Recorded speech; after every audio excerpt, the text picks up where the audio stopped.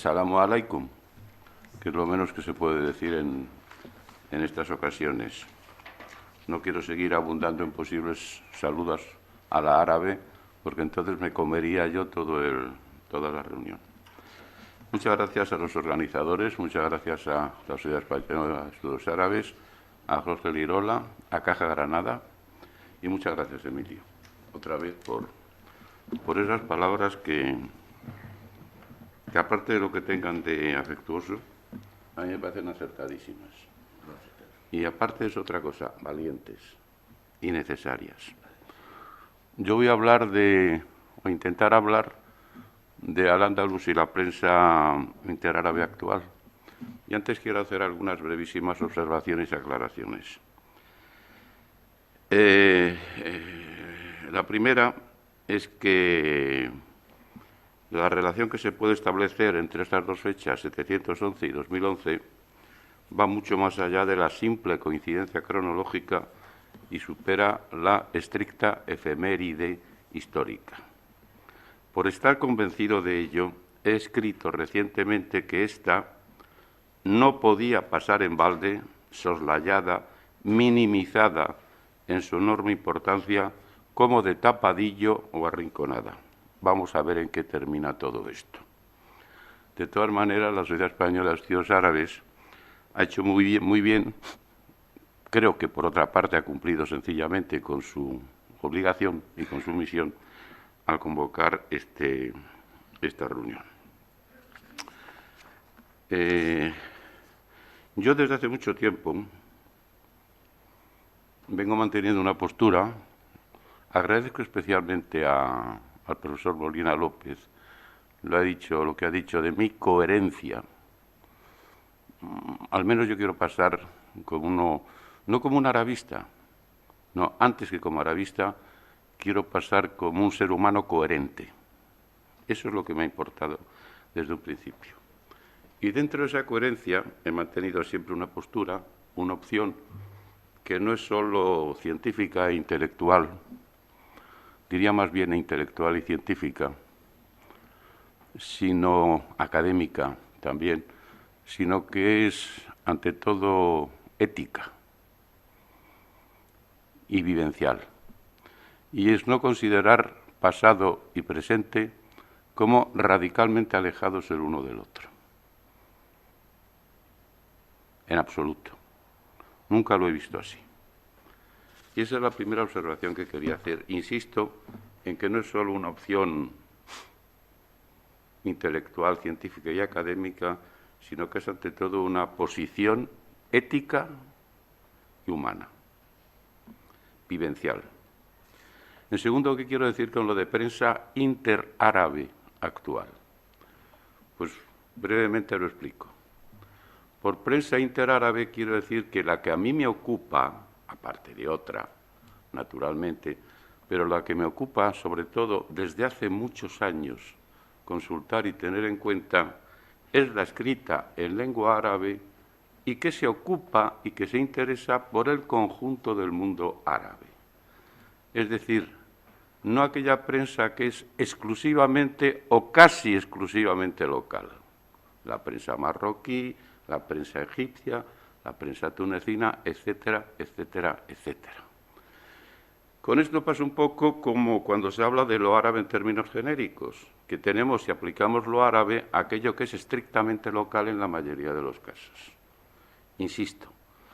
Por eso, tratando de expresarlo de alguna manera, digo interárabe, y lo vengo diciendo desde hace bastante tiempo, y creo que está justificado. Uno puede hacer una prueba muy sencilla, es cogerse cualquier periódico de cualquier país árabe, del que sea, y compararlo con otro de esos que representan lo que yo llamo prensa interárabe. El contenido es radicalmente diferente, por el propio objeto de atención. Actual. Para esta contribución me he marcado unas fechas muy precisas para esta contribución. Mediados de 2010, mediados de 2011. Aproximadamente un intenta ser metodológico, porque dicen que la metodología es necesaria para la ciencia. Yo no lo acabo de ver tan necesario, pero en fin, son apreciaciones personales. Mediados de 2010, mediados de 2011. Me interesaba, por una parte, ver lo que podía llamar el presentimiento del acontecimiento y el sentimiento del acontecimiento, la víspera y el mediodía. Estos son las observaciones necesarias. No les oculto que tengo que ir muy rápido, lo siento, y resumir mucho. No les oculto que me ha resultado bastante difícil encontrar un texto, sobre estos textos yo llevo trabajando muchísimos años, encontrar un texto que fuera representativo y, sobre todo, que me valiera para iniciar esta pequeña exposición. No solamente porque tuviera contenido, ideas, sino porque brindara alguna novedad y, sobre todo, abriera horizontes, que a mí es algo que desde el principio me ha importado mucho. Y lo he encontrado, podían haber sido otros, pero lo he encontrado en un artículo bastante reciente de un intelectual bahrainí. Por otra parte, bueno, pues venía del Golfo, algo que está muy de moda, pero que se conoce menos, de un intelectual bahrainí que se llama Muhammad Jaber al-Ansari, que es un intelectual de prestigio de la penúltima generación árabe, digamos, huelga a decir que es absolutamente desconocido en España, como suele ocurrir. En estos temas todavía andamos con las generaciones bastante anteriores, pero en fin, se remediará con el tiempo, y es un asiduo colaborador de prensa. Y hace poco tiempo escribió un artículo que se titula Jarait al-Waqia al-Ijtimai am Bukaiyat al-Andalus. Es el único texto que diré en árabe, porque si no me faltaría tiempo. Traduzco: los mapas de la realidad social o los llantos de Al-Ándalus. Afirma en él el autor que el pensamiento árabe necesita introducir y poner en práctica análisis críticos con un sentido histórico realista, renunciando a las visiones de tendencia romántica. Yo hubiera preferido decir romanticista, pero en fin, si traduzco así es por ser enormemente literal, cosa que habitualmente no soy, que no han hecho sino acarrearle numerosos desequilibrios y carencias. En esa línea, considera que a causa de la inflación de lo que con ironía llama las andalusadas, al andalusiyat, y al olvido de la temática social, al istimaiyat, y cito ahora textualmente, el árabe ha venido a ser como el caminante que va a oscuras, que no puede divisar las estrellas lejanas ni reparar en las peligrosas zanjas que obstaculizan su camino, en las que puede caer y en las que de hecho cae numerosas veces. Este texto puede sorprender a mucha gente que los árabes quizá piensan ellos que genéticamente son incambiables y están absolutamente al margen de toda realidad. A mí no me sorprende en absoluto. Es uno de tantos textos representativos. Aparte de ello, quería hacer dos observaciones y desde el principio resaltar dos características que yo creo que están muy presentes y son muy distintivas de dos de las características principales de lo que podríamos llamar la reflexión sobre Al-Ándalus y su presentación en los medios de prensa. Su visión, la visión general o la percepción por parte de eso que magmáticamente llamamos los árabes. Pues una de ellas está bastante clara. No tienen ningún problema, en principio, ningún gran problema para la aceptación del objeto. Al-Ándalus es algo suyo también. Con esto no quiero decir que lo vean en términos de rigurosa exclusividad ni de que lo conozcan suficientemente, pero lo perciben naturalmente como algo suyo también. Insisto, no quiero decir con ello que se plantee en términos de exclusividad. Es algo propio Es algo sobre lo que deben trabajar, deben conocer y deben esforzarse por saber cada vez más, reconociendo al mismo tiempo la posible peculiaridad en muchos aspectos de ese objeto que es también suyo. Su peculiaridad, su nota distintiva, sus notas diferenciales. Por otra parte, segunda característica importantísima desde el punto de vista. No es un objeto, es un objeto terminado, pero solo en lo cronológico, estrictamente en lo cronológico. Tiene siempre un punto de presencia, un punto de actualidad. Y en ese sentido, para ellos, Al-Ándalus vale todo, tiene un uso presente siempre. Y por eso puede valer siempre para la comparación, para la enseñanza, de ejemplo, de reflexión, de introspección y hasta de autorrevisión.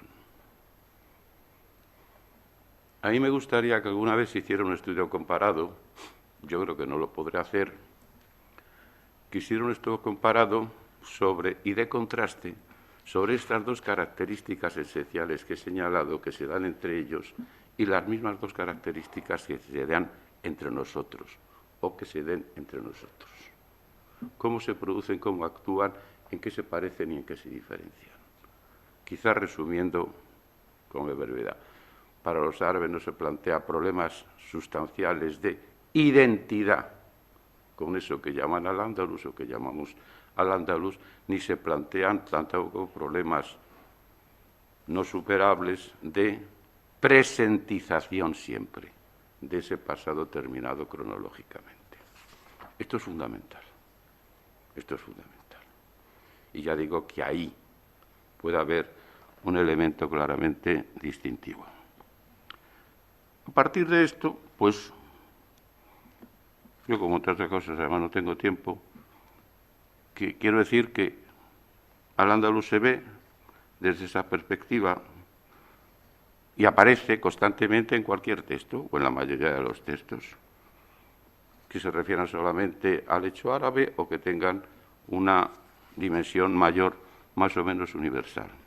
Es curioso también que en ocasiones y con cierta frecuencia hay puntualizaciones o hay observaciones de carácter muy puntual, en donde empieza a aparecer ya discretamente en algunas ocasiones, en otras no, más avanzadamente, un ligero toque de crítica. Por ejemplo, en este texto, no voy a decir autores ni nada de eso porque no tengo tiempo, queda por decir que aquella cultura, la de Al-Ándalus, creció a la frondosa sombra siempre protectora de la libertad de búsqueda, de estudio y de reflexión, lo que le permitió dejar muy importantes contribuciones en todos los pueblos que tuvieran conocimiento de la lengua árabe. Creció a la frondosa sombra protectora de la libertad de búsqueda, de estudio y de reflexión. En ocasiones la nota esta, revisionista, discreta en la mayoría de los casos, porque no está el horno para bollos en el mundo árabe a pesar de tantas primaveras todavía, no está el horno para bollos, insisto.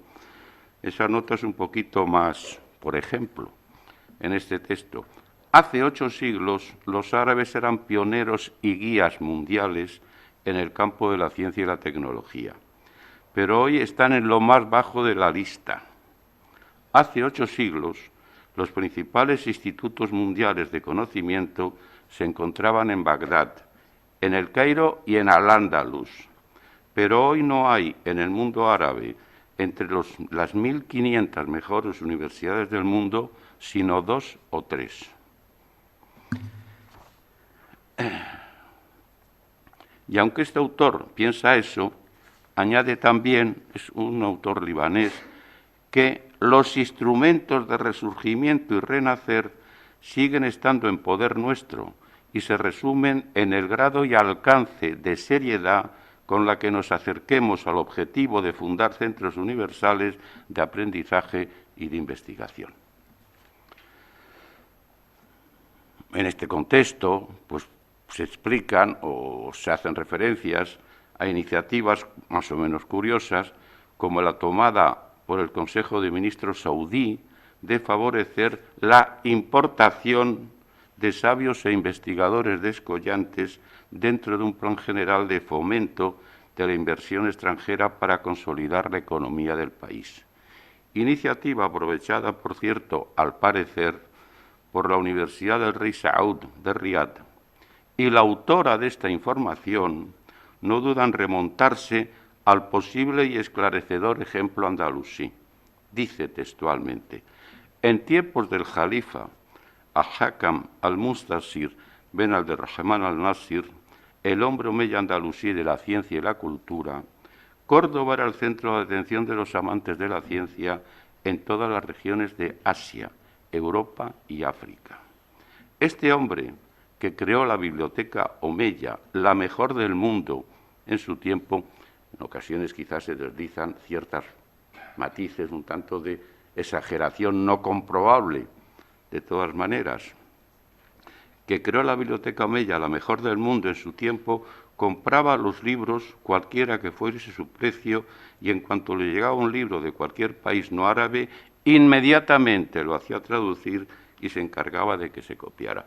Ya sé que son ejemplos bastante conocidos en nuestro medio occidental, pero son representativos, muy representativos de lo que es una opinión pública, de lo que es también un estado de la cuestión, porque los intentos de estado de la cuestión no se pueden hacer solamente consultando libros, sino consultando material de opinión pública también. El pasado no está cortado, ni exento, ni fuera del presente en ningún lugar. Eso ya no pasa ni en los yacimientos arqueológicos. La arqueología es una de las ciencias humanistas más avanzadas de nuestro tiempo. Puede parecer curioso, pero así es. Yo he aprendido mucho hablando con los arqueólogos, mucho. Juzguen ustedes, por ejemplo, este texto, que puede parecer sorprendente también. Es de un escritor palestino, creo que joven, y que se larga esta soflama en uno de los artículos que escribe dentro de una serie que va publicando en el diario Al-Quds Al-Arabi, y en el que el artículo se titula Dukhul al-Muslimin ila al-Andalus Qira'a Mughayira, es decir, la entrada de los musulmanes en el Andalus, una lectura, vamos a decir, distinta, diferente. Y dice literalmente, es un poquito extenso, pero miren ustedes cómo se pueden mezclar los posibles aciertos, los posibles errores, las puntualizaciones y las exageraciones y los errores históricos más inconcebibles. Evidentemente aquí en estos textos no están hablando historiadores, fundamentalmente. El texto dice así: ¿por qué cuando hablamos de Al-Ándalus es siempre como si fuera el paraíso perdido y se manifiestan solamente las hazañas, los heroísmos? ¿Cómo podemos aprender de nuestra propia historia? ¿Cómo podemos aprovechar de los conocimientos y emplearlos para fabricar un futuro mejor? Olvidamos las vilezas, la mezquindad y las traiciones que fueron juntas también desde la entrada de Tariq Ben Ziyad al-Ándalus el año 92, de la Égira 712, SIC, de la era cristiana, hasta la salida de ella del último rey de los árabes, Abd al-Saghir, el año 1492. Porque, imaginen ustedes el párrafo que viene ahora, atentos. ¿Por qué actuaron los tribunales de la Inquisición para cristianizar a los árabes en España desde la caída de Granada el año 1492 y hasta la promulgación de la Orden de Felipe III al expulsarlos definitivamente de España en el año 1618? También sí. A pesar de que ellos proclamaban y se declaraban y se aferraban a que eran cristianos. Atentos, en la violencia de esos tribunales contra los musulmanes, los judíos y en ocasiones contra los cristianos, había un estímulo de mostrar un signo para separar la religión del Estado y empujar a monjes y clérigos a los conventos y las iglesias, para que eso fuese comienzo del establecimiento de la democracia de las instituciones en Occidente y del surgimiento de los brotes de la modernidad occidental y, si queremos ser más precisos, del comienzo de la secularización. Imagínense ustedes, en 15 líneas, la cantidad de aciertos y de desatinos que se pueden mezclar. En 15 líneas. La visión de la expulsión de los moriscos puede ser interpretada también como un estímulo para intentar separar la Iglesia del Estado en la España del siglo XVII, y de comienzo de la democracia en Occidente. ¿A qué perversiones se llega en absoluto por la mezcla de tiempos, de espacios, de desconocimiento de la historia, de primaveras, de inviernos, de futuros, de otoños? La verdad es que el lenguaje político contribuye bastante a ello, dicho aparte y sin que nadie se moleste, y que se moleste, si se molesta, ¿qué le vamos a hacer? Bueno, tengo que ir terminando, pero no, esto lo voy a hacer después. Hemos citado a los moriscos, tengo que saltar muchísimo. Por ejemplo, no puedo referirme a que auténticos iconos, como se dice ahora, símbolos de todo esto son los grandes personajes egregios de la historia. Y entre esos grandes personajes egregios de la historia árabe, siempre son 5, 6, 7 como mucho, aparecen inevitablemente, siempre, yo lo he dicho en más de una ocasión, 2 andalusíes y un semiandalusí.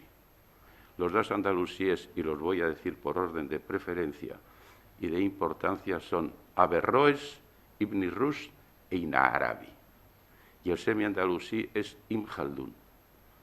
El pensamiento árabe contemporáneo desde hace mucho tiempo no se puede interpretar suficientemente sin aceptar y reconocer la presencia masiva y la influencia capital en su desarrollo de 3 grandes personajes, de 3 iconos, de 3 representantes máximos, y dichos por orden jerárquico de presencia, al menos cuantitativa: Ibn Rushd, Ibn Khaldún e Ibn Arabi, sencillamente así. Junto a ellos se unen 3 o 4 mashriquíes, ya lo sé, pero siempre están presentes estos andalusíes. He nombrado incidentalmente a los moriscos, quiero dedicarles un pequeñito apartado. Evidentemente la conmemoración del recuerdo de los moriscos no tenía que seguir, tenía que continuar durante este año, después de las celebraciones, de las conmemoraciones fundamentales del año 1609. Voy a citar 3 o 4 ejemplos nada más y muy brevemente. El primero es bastante conocido. La escritora y profesora egipcia Radwa Ashur dedicó al tema una trilogía que, desde el momento de la aparición de su primer volumen, ha venido siempre siendo amplia y elogiosamente comentada, estudiada y difundida también en medios españoles, entre otras por la profesora Clara Tomás de Sevilla, que está aquí. En respuesta a una pregunta que se le formula dentro de una larga entrevista, la autora vuelve a referirse en los términos siguientes al motivo que le impulsó a elegir ese tema. La trilogía, como ustedes saben, lleva el nombre global de Granada.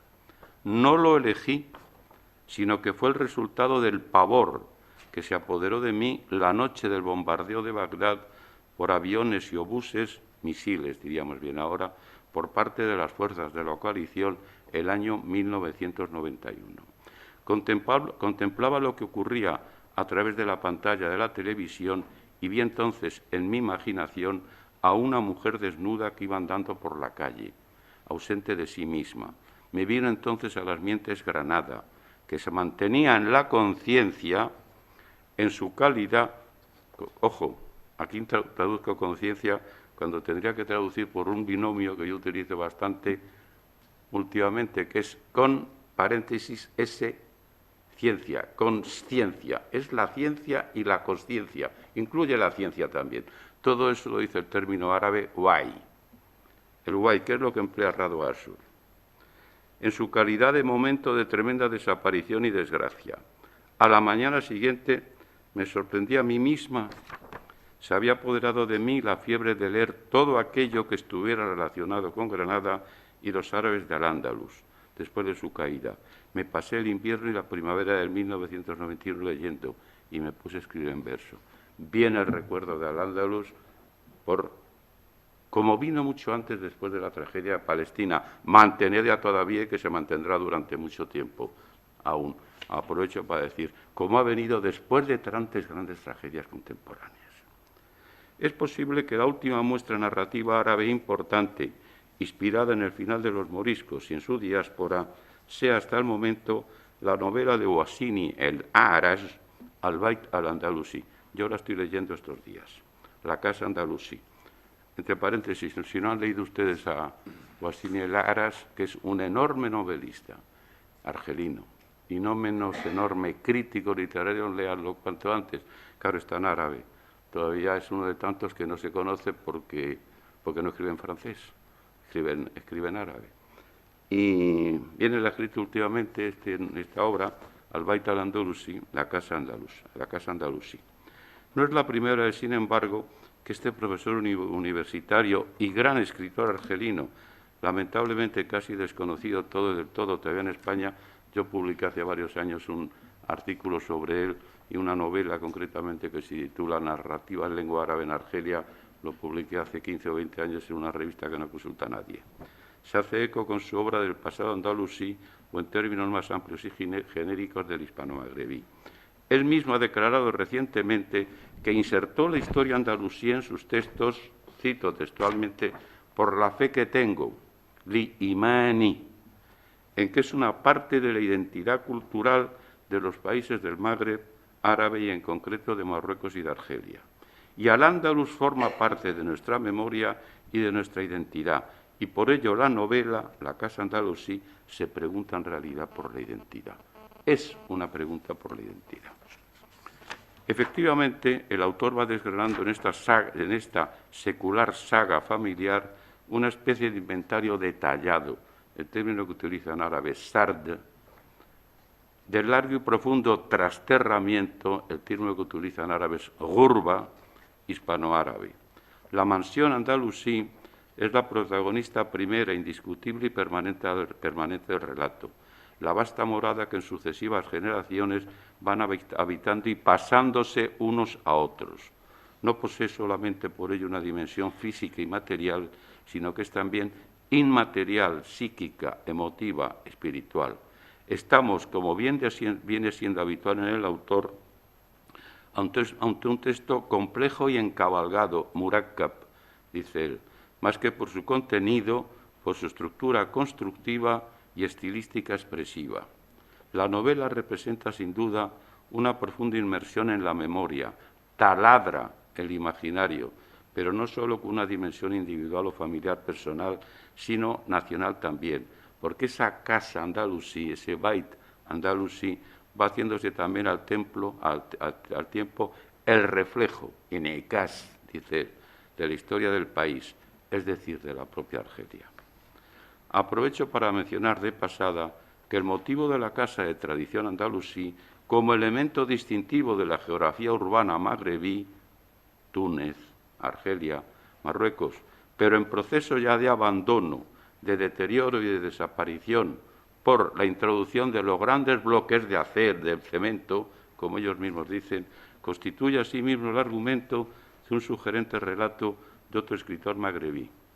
Y aunque se trata de una muestra de menor entidad, menos ambiciosa, no deja de ser a su vez otro ejemplo pertinente de recorrido urbano, tratando de recuperar una memoria que se va desvaneciendo inexorablemente. La escenografía artística no tiene por qué ser monumental, arquitectónica, puede ser también escultórica. Vean ustedes Emilio, vean ustedes este minicuento o microcuento, como yo he traducido desde hace bastantes años el término árabe, qissa qasira jiddan, que se utiliza mucho, minicuento o microcuento, mucha gente lo ha olvidado. Pero en fin, en este caso de este microcuento, que es un relato absolutamente minimalista, término que a mí no me gusta, pero como está de moda hay que decirlo, titulado Morisco, de otro autor Said Ali, muy joven. Es este texto, dice lo siguiente: cogió la piedra y el cincel, pasó el papel tatuado, quizá quiere decir la pegatina, no lo sé, sobre una superficie y le sacudió por encima algo negruzco. Apareció un dibujo andalusí. Empezó a esculpirlo. Recordó entonces que Granada seguía viviendo ante él, entre sus manos. Este es el texto, titulado Morisky. En realidad, los testimonios aquí seleccionados constituyen tan solo algunas pocas muestras de una producción mucho más abundante de la que algún otro título, también significativo, ha empezado a ser conocido recientemente en medios españoles, entre ellos un texto de un novelista tunecino publicado recientemente por la editorial Cantarabia, que también ha pasado completamente inadvertido. El tercer testimonio literario que selecciono e incluyo en este apartado es poético y se debe a otra figura bastante destacada del panorama árabe actual, aunque no sea tampoco, como tantos otros, conocido en medios españoles, el poeta iraquí Hamid Said. Yo también escribí sobre él hace bastantes años. Se trata de dos poemas sucesivos, desconozco si el autor ha continuado la serie, titulados respectivamente Al-Morisky, el Morisco, fechado el 15 de junio de 2010, y Minaurak, Al-Morisky, de los papeles del Morisco, que lleva fecha del 16 de agosto del mismo año. El hilo doloroso que une pasado y presente es en ambos casos la angustiosa experiencia del destierro, que acerca por encima de tiempos y de espacios a los dos personajes sin rumbo. Se marca, sin embargo, una notable diferencia entre ambas situaciones existenciales. Aunque el poema El Morisco es una mímesis del andalusí expulsado de su casa, de su morada, dice Bait y Dar, por eso traducido casa y morada, y de su patria, Watan, el poeta iraquí es consciente de su diferente situación personal y dice: yo abandoné Bagdad, pero Bagdad no me abandonó a mí. Por eso no estoy lejos de ella, no he hecho de mi residencia fuera de la patria un drama, ni está irritada conmigo. Para los otros sí fue un drama. Los dos se han quedado sin lengua. El poema parte de esta: he perdido mi lengua. Y todo un intento de recuperación de la lengua. Los dos se han quedado sin lengua, pero el perseguido de hoy alberga la esperanza de poder recuperarla y, cito textualmente, de escribir con ella lo que sé, lo que será, y tal vez se me vuelva a abrir la puerta y vuelvan a saludarme el agua, los huertos y las aldeas. Hay muchas gentes para los que se cerró la puerta hace mucho tiempo y no volverán a saludarlos, ni volvieron nunca a saludarlos, ni el agua, ni los huertos, ni las aldeas, naturalmente fueron los moriscos. Aunque también a él haya preguntado el funcionario modelado del barro de los tribunales de la Inquisición, ¿quién es este que lleva en su piel otro al-Ándalus? Bien, termino. No puedo referirme a otros muchos aspectos que viene esta prensa, quizás son los más frecuentes, por ejemplo, donde aparece la vida cotidiana, la vida, pues referencias, ¿qué digo yo? Por ejemplo, recuerdo un artículo, algunos muy chistosos, al ganar, después de ganar la roja, como dicen, la selección española de fútbol, el campeonato del mundo, en Sudáfrica, un escritor, en este caso argelino también, dice: se conquista al mundo, el Andalus conquista al mundo con los pies. Es curiosísimo. No puedo entrar en la, parece que inevitable, pero habrá que decirles una otra vez que por favor no cometan el error que tienen los árabes de confundir al Andalus y Andalucía. Miren ustedes, son dos cosas emparentadas, pero son dos cosas diferenciadas también.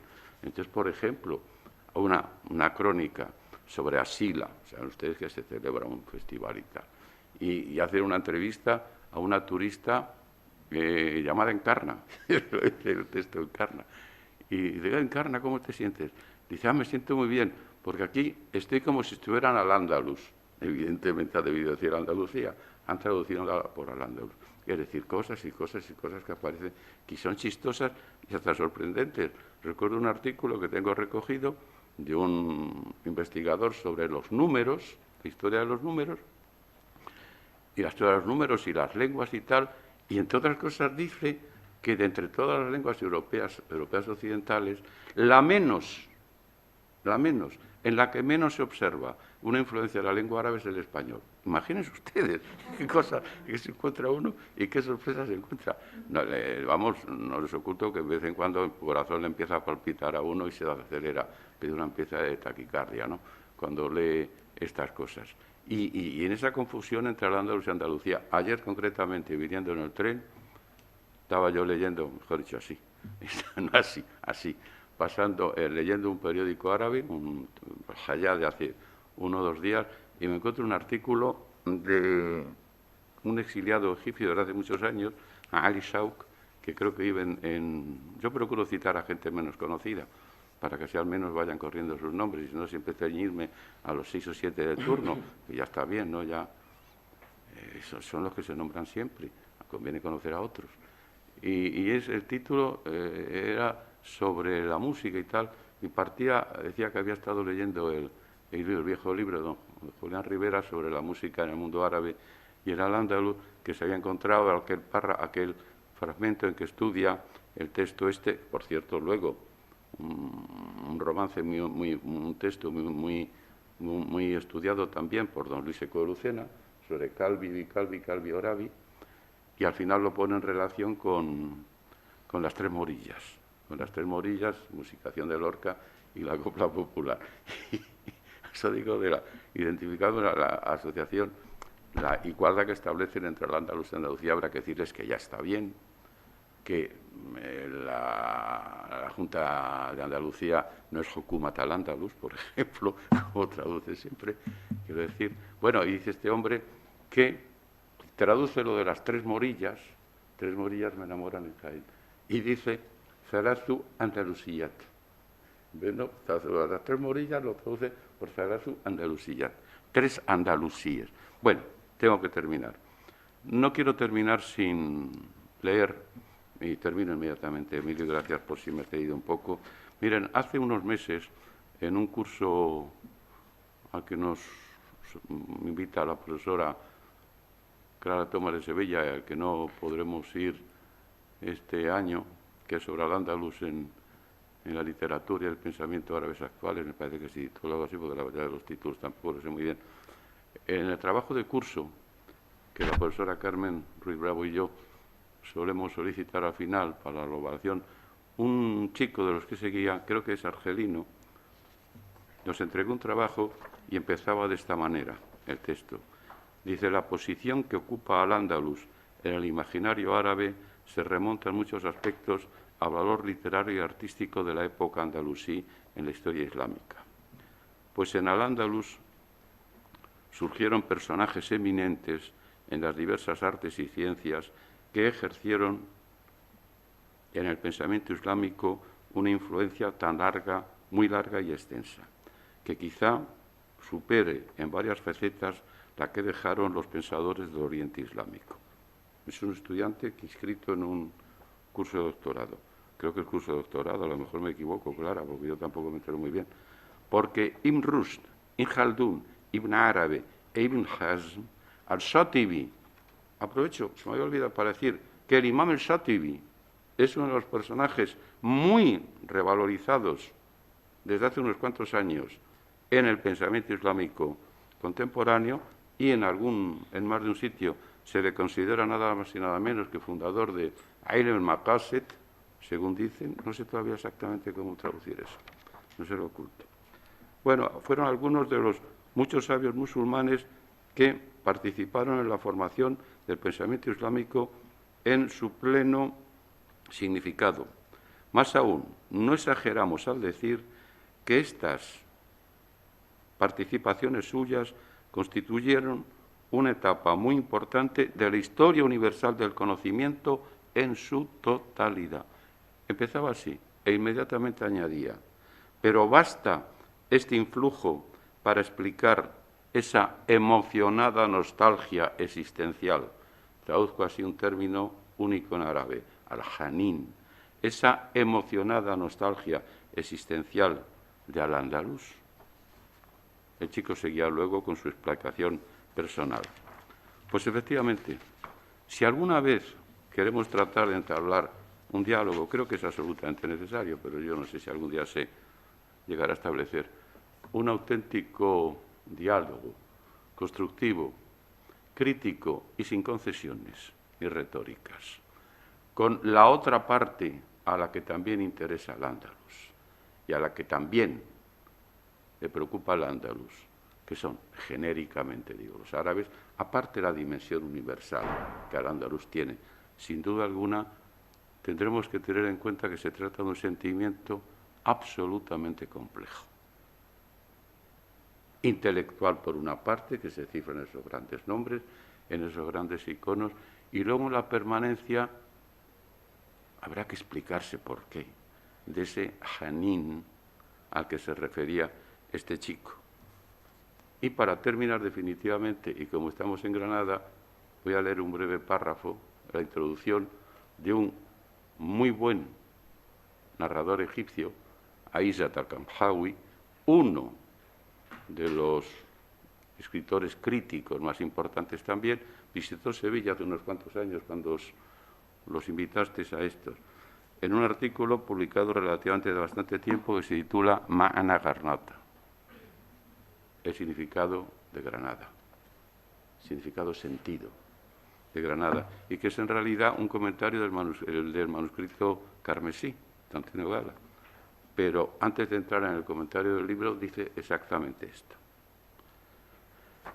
El árabe vuelve de Granada y puede escribir o no escribir, pero no saldrá de la visita sin tener que llevar con él esa cosa casi inefable que no es ni la tristeza, ni la aflicción, ni la alegría, ni el éxtasis, ni el disgusto, ni el dolor, ni la desesperación, porque es un sentimiento compuesto de todo esto.